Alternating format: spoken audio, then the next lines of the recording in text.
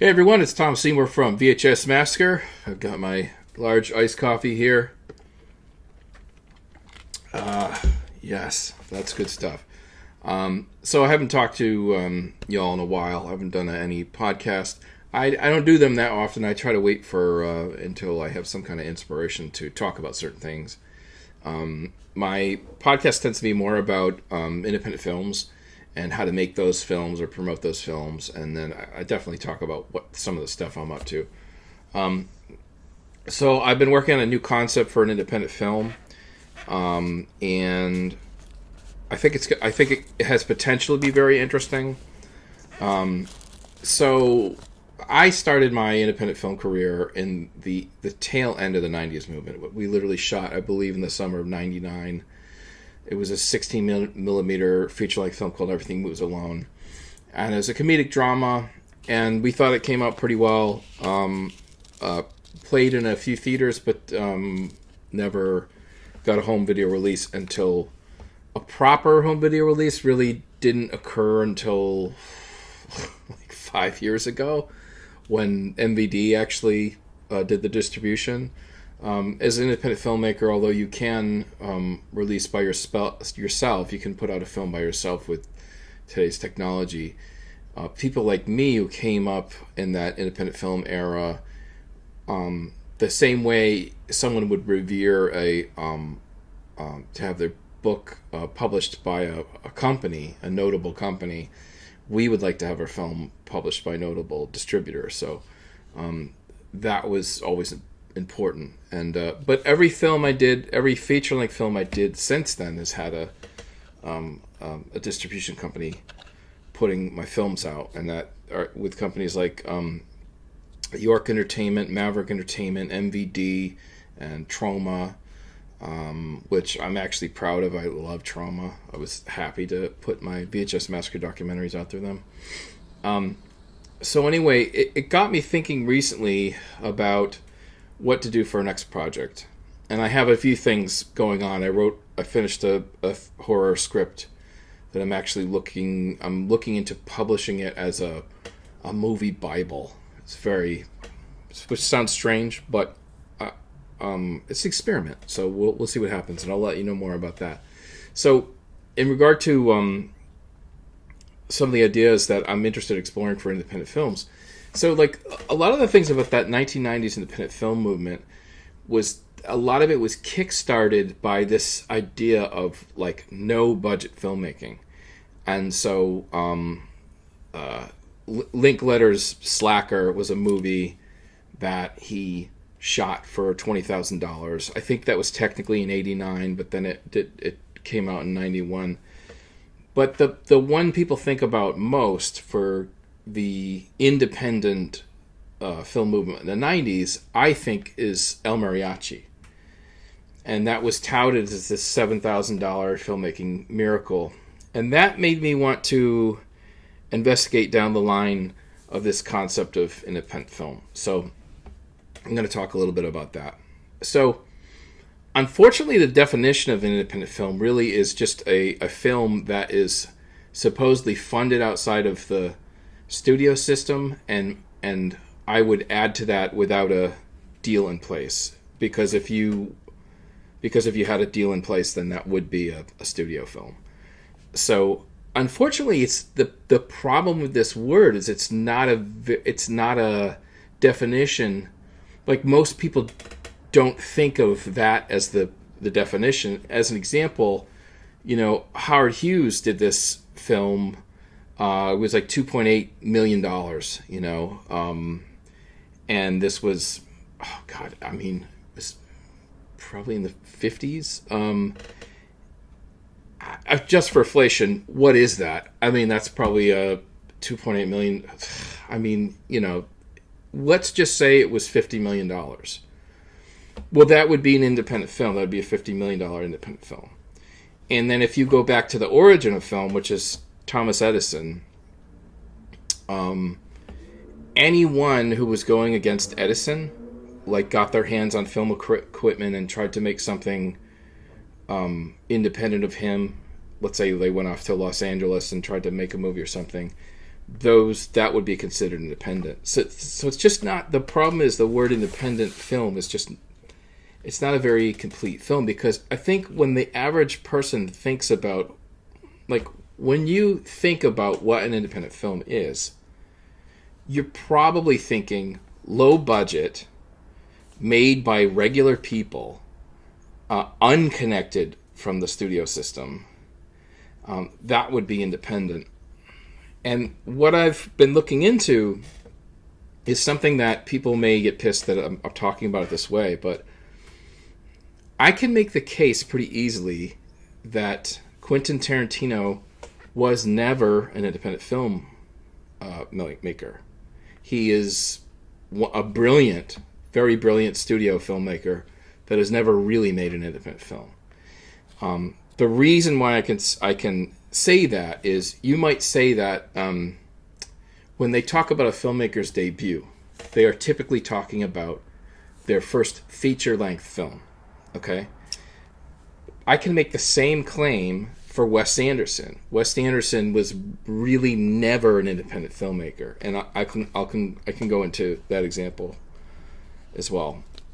So with Quentin Tarantino, and I'm playing devil's advocate here, and I'm gonna have to verify some of the materials that I'm gonna talk about. So Quentin Tarantino tried to make a feature film on his own, a no budget thing, and he never finished it. And then I think he made one little short.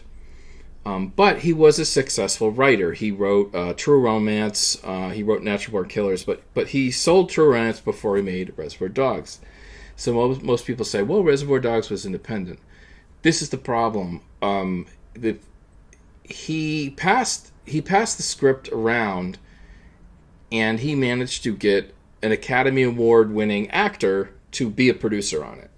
So right there, the concept of independent film is problematic, because you have an entrenched Hollywood Academy Award nominee as a producer. So that could be a disqualifier there. The funding, I believe, came from a company technically that was owned by a larger company. I forget the name of it. It's not Canon, but it's one of those other companies that I think they produced maybe one of the Terminators. But the problem is, so I believe that's where the $1.5 million came for Reservoir Dogs. If you trace the money, it's actually studio funding. And then when they sold it to Miramax. Miramax was bought by Disney later that year, which really probably means that the deal was in the works even as Reservoir Dogs was being bought by them. So it's problematic on three fronts: Academy Award nominated actor as producer, funding from a major studio, and then distributed by a company that within months was owned by Disney. So if you say that was Tarantino's debut film, he was never an independent filmmaker. And Pulp Fiction was just another movie through Miramax, and that was a Disney movie. So you could actually easily disqualify Tarantino. Now, I don't think he would care much. I think he, if you think about Once Upon a Time in Hollywood, I think he loves studio films. He loves Hollywood. He loves that old Hollywood deal. So I think he probably wouldn't give a shit. Another fascinating one is Wes Anderson. So this is an interesting one. So Wes Anderson and the Wilsons, they made it was a 13-minute black and white short. Really, it was more of a proof of concept. If you watch it now, it's a cute little short, and it's like you can see how it is a proof of concept for the feature-length script. But if we're talking about a filmmaker's debut film, which would be their first feature-length film, then they had that short, they had the script, and their family had inroads and connections, and got the film bankrolled by Sony Pictures. So it did play at Sundance, and you could say it was discovered, but the family has relations. I have to verify this, but I believe the family owned one of the largest public television stations in Texas, and then There is some relation with Coppola's. I have to look into this. And something about the great grandparents of Wes Anderson may have been, some famous authors. Like so I have to verify that. And I know you might be saying, well, that's kind of pettifogging the deal. Like, was it independent or not? I think, even if pretend I never said all that stuff, I think if your first film is a $5 million Sony Pictures film starring with James Caan in it, I think that disqualifies you as being an independent filmmaker. And if you're going to use a 13-minute short that was proof of concept of something, I don't think that's a very good example. So I think you could make the case that Wes Anderson was not ever an independent filmmaker. And again, he's probably one who really doesn't give a shit. Like, if you look at his films, he likes big stars and he likes to tell his stories, and I don't think he would care. Now, so those are two big film directors, but let's get into some of the ones that, many people believe jump-started the 90s independent film movement. That movement in particular was emphasized these no-budget films, and they were talking about a film revolution. A lot of it had to do with filmmakers still shooting on 16, because it really wasn't until around 2000, where the digital cameras were becoming decent enough and consumer friendly enough for normal human beings to buy them. So we're not talking about like when George Lucas shot digitally, but one of the first affordable 24 frame cameras was a Panasonic DVX 100, I believe was the model, and that was about a $3,000 camera. And I used that one in 2005 for a feature-length film I did called Atlanta College Prophets, and it kind of looked like cinema. It was pretty close. But prior to that, when they were talking about the digital revolution, mostly they were talking about non-linear editing. So you'd shoot on 16, like we did. First, everything was alone. You transfer it to video, and then you could edit in an early version of Premiere or Avid. If you had more money, Avid was more expensive. That was kind of for rich folks, quite frankly. So you could make a film.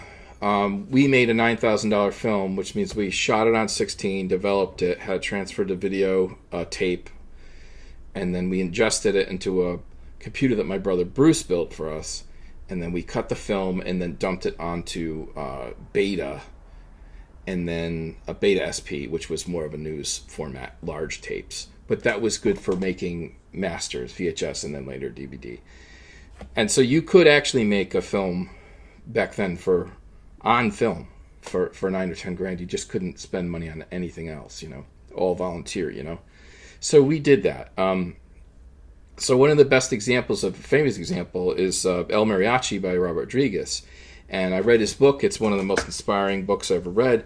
And to his credit, it's 100% true. That dude shot on I think he used mostly a Bolex, shot the whole film for $7,000.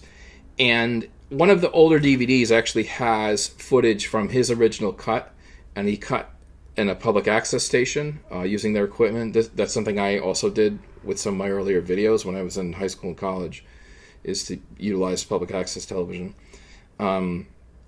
And so to his credit, it looked okay and it looked like a film. But this is the problem. The film that you and I saw, El Mariachi the film, that was more like a $300,000 film. And this is the problem with a lot of those films that came out. So another one is Clerks. Okay, so Kevin Smith, I think his budget was something like $40,000. And again, this is a legitimate micro-budget filmmaker like Robert Rodriguez. He did shoot it. They did do that. And I'll explain exactly why. Let me go back to El Mariachi first. Okay, so the company buys El Mariachi. They take all his raw footage. They recut the entire film. He's there the whole time. He's cutting with them, and he's making sure he's not messing it up. So it's always his work.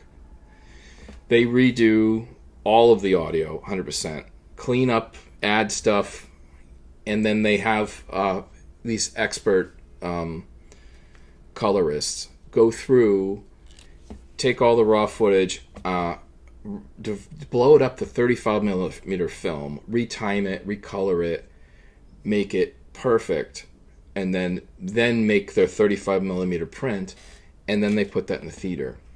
Okay, so what you and I saw was they spent $250,000 in post, plus this, 7 or 8 he spent.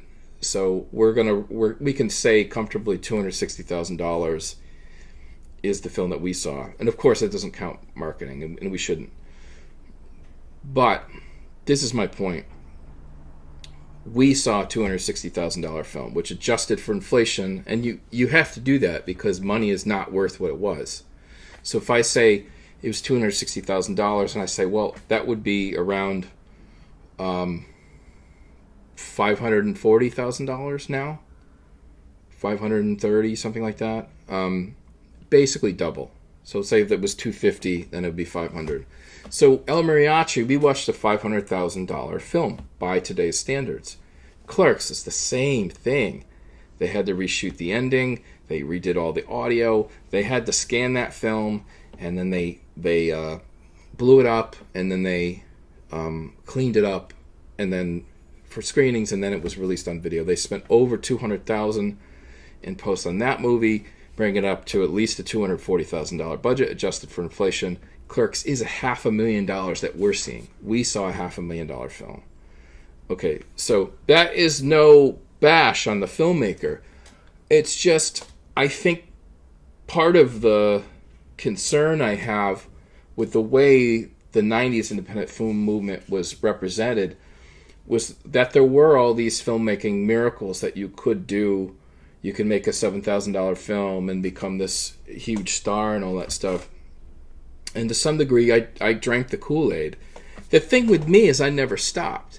So I made 10 feature films, and I think Land of College Prophets was my, unless you count Thrill Kill Jack, which was an 80-minute VHS movie I did, video. Land of College Prophets was a bestseller with a company, York Entertainment, and that was direct-to-video. That was $14,000. But we did all the cutting, and we literally made the master, and that's all it cost. And so what you have is, maybe you can say the no-budget film story of El Mariachi and Clerks was never true. Not really, because that's not what we saw. But what it did do is spark a direct-to-video market with horror and micro-budget films that did become true. So you had, Troma would put out these little $10,000 films that normal people made. York would, Maverick would. You had MVD would. A few others. SRS Video would do underground horror and stuff like that. And so it was something that sort of became true. And the video market was healthy enough because you had all these mom and pop video stores that wanted cheap content. So they would buy that stuff from independent film distributors and fill up their shelves. So it did become true. I think the problem is, maybe it was a gift to us that the studios sold this story to the public and everyone bought it. But over time, things just became more and more ridiculous. Like, they would call films, it's sort of like what we said with the Howard Hughes film. Like, you could have a film like My Big Fat Greek Wedding. It could have a multi-million-dollar budget. I don't even know. That thing probably had like a $20 million budget or something. I don't know what it was, and they would call it independent. But it was immediately bought by like a major studio. So the problem is, in a weird way, there are independent films that are, multi-million-dollar films, and that's kind of true. Like, technically, Francis Ford Coppola, he's working on a $120 million sci-fi film. Technically, that's independent, because he has no studio in place, and he's really making it for himself. He wants to make it perfect. the way he wants it, and then find a seller. And that is technically true. It's just that I think most people never, especially those filmmakers coming from the 90s, that's not what they would refer to as an independent film. And so I think, but I think the best word I can think of now is we should have always called them micro-budget features. Because micro-budget features is not derogatory. So the micro-budget feature, especially if it was horror or something like that, I think people would get behind it. It's a cool sounding phrase, and I think that we could get into that. So that's kind of the stuff I wanted to talk about today. It really is just pulling apart this concept of independent films, and I think not to get political, but I think it harkens back to actually how things were in the 90s, where people did have these reverence for films, and especially some of the people making these no-budget ones were really just normal people. They were middle-class people who thought, who sort of bought into this thing. Well, I can just make an independent film, from my house in my backyard, and it was something that did become true. And it's true to this day, especially now. You could buy a Blackmagic Cinema camera and a lens for less than $2,000 and go out and shoot a beautiful 4K film and color grade it and premiere and find a distributor and put your film out to the world. It's pretty incredible. And I think that survives to this day. The problem, of course, is the profitability. And all that profitability when you had physical medias and independent video stores, that pretty much went out the window. There was this illusion that people still think for some reason Netflix buys independent films, and they don't really do that. They don't. I should back it up. They may buy really large independent films, right? But they're the days of them buying micro budget features. That was early 2000s. They bought Land of College Prophets. Netflix put out. It was on Netflix for years. So they used to buy no budget stuff, and then they stopped doing it. So anyway, not to harp on that subject, but that is kind of the crux of some of the stuff I wanted to talk about for a potential new doc tentative title, The Myth of the Independent Film. So I think it could be interesting. Over time, like there were venues. Remember the Independent Spirit Awards? Of course, in my mind, that should have been all micro budget stuff. And I think in the beginning, it did have a few small things. Like they used to, if a Parker Posey was in a movie, and it wasn't that big of a budget, maybe you would see that nominated and stuff, but eventually it just became studio films that got funneled through there. Another subject which is an easy thing to harp on is the concept, when we talk about independent films, we could also talk about independent studios. So an independent studio is something like Troma Entertainment. That's an independent studio. I could go there right now. It's a 2-floor building with like half a dozen people working there, and they rent film prints to movie theaters that still play film prints. They license film materials. They have almost 1,000 films, and then they distribute independent films, actually micro-budget independent films. But if you're talking about A24 is not independent. It is a multi-billion-dollar company. And if you look at the origin of that funding, it's funded by I think it's called the Guggenheim Partners. So like, oh, well, whatever. That's Guggenheim. Isn't that the art scholarship? No, you look it up. Guggenheim Partners. It's something like $300 billion company that, provides funding. So can we get serious? Like, A24 is not independent. It's just like, stop with that, you know? Miramax was technically independent until 1993. So any film made after 1993, including like Pulp Fiction, those were all Disney films, you know? So there is this nonsense of certain studios being independent, certain not, you know? Netflix is one of the largest studios on earth, you know? So I think like in the 90s through the 2000s, people bought into this nonsense of independent film studios. And again, like as a normal person from the suburbs, if a company has more than $1 billion, it's just like, why are you calling it independent? Clearly, it's directly connected to the studio system and has inroads. They used to throw around this term major mini. Oh, you know, Lionsgate is a major mini, you know, and a lot of the times these things are just subsidiaries of larger conglomerates, you know.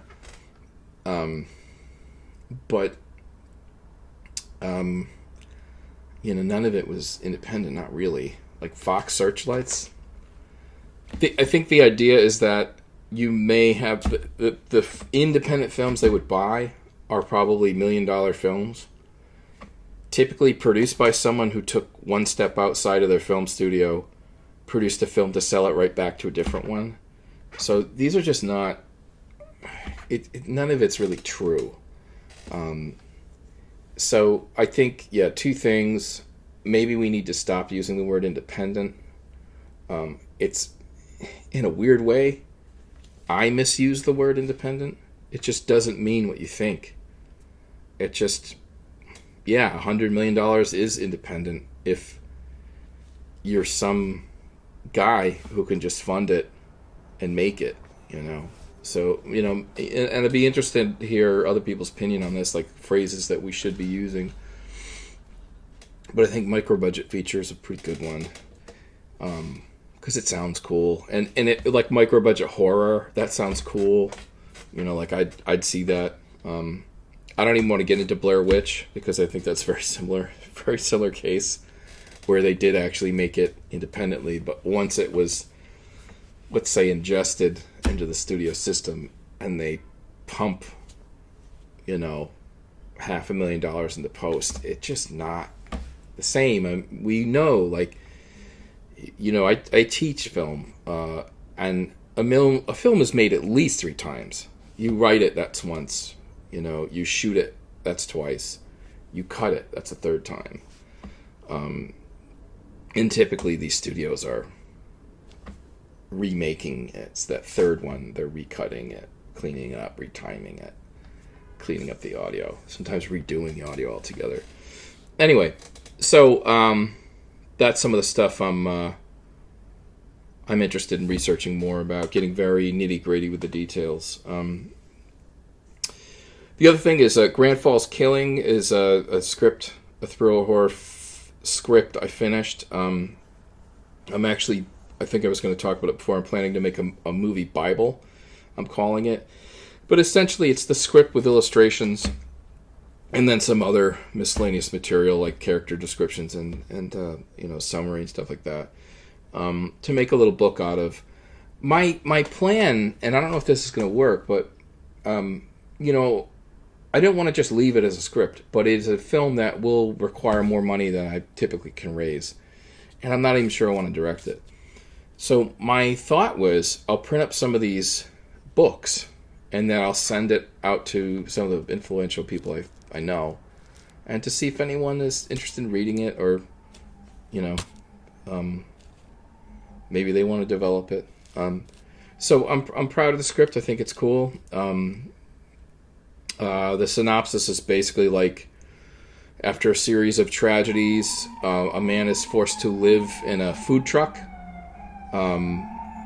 He's on this adventure to find the origin of his parents' birth, and as things go bad, he turns bad, and things go downhill. And So my elevator pitch is it's sort of like No Country for Old Men meets The Station Agent, something like that. That's what I hope it is. Anyway, so I'm going to be working on putting that out. It could just be an example of an interesting, non-traditional way to try to get your script around. I'll let you know if it works, And then, obviously I have this shred of a doc idea that I'm working on now. And then The Exorcism of Fleet Marish, which is a horror feature. I put through the festival circuit last year, should be hitting home video on May 16th. And that should be hitting digital. It's exciting because I don't know what platforms yet. It's just like the VHS Massacre documentaries that I directed. Some of the excitement is to see what the distributor can do. So Troma got VHS Massacre on Peacock TV and Prime and Mubi and all these other crazy venues I never thought I'd get on. So that's part of the excitement of getting a distributor if you can. So anyway, that's about it. That's all I have. Thanks for listening, and hope this is some use. It's fun to talk about this stuff. So all right, thanks. Talk to you next time.